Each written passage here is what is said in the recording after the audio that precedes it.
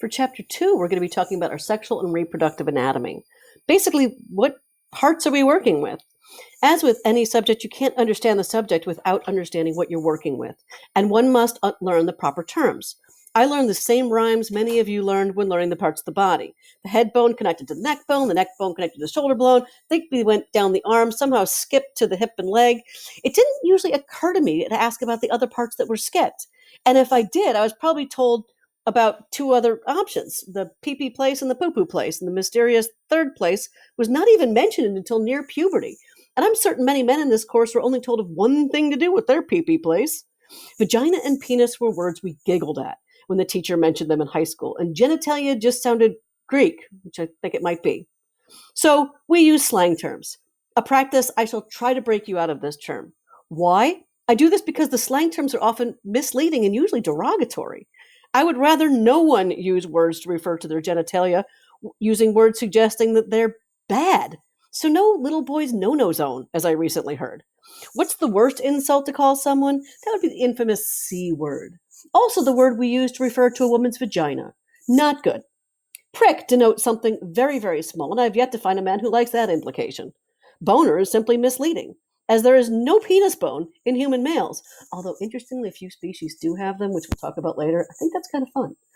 So I send you on a mission to learn the correct anatomical terms by reading Chapter 2. I give you this mission to understand intercourse, to communicate.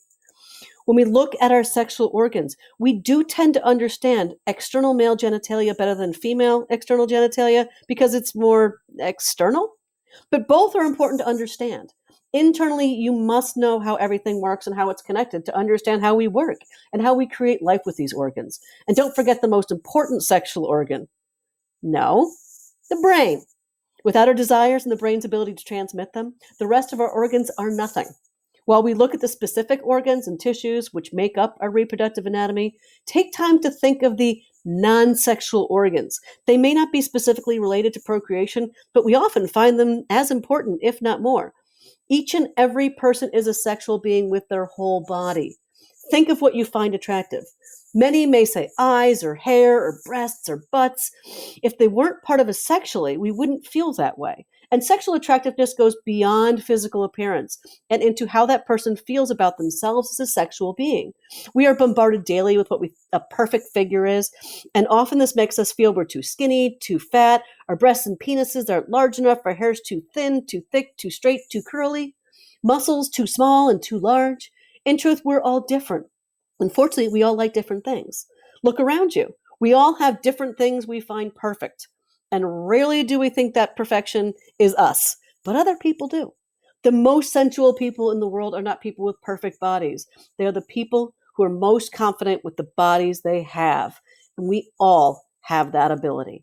I hope that you can find that by the end of term as well.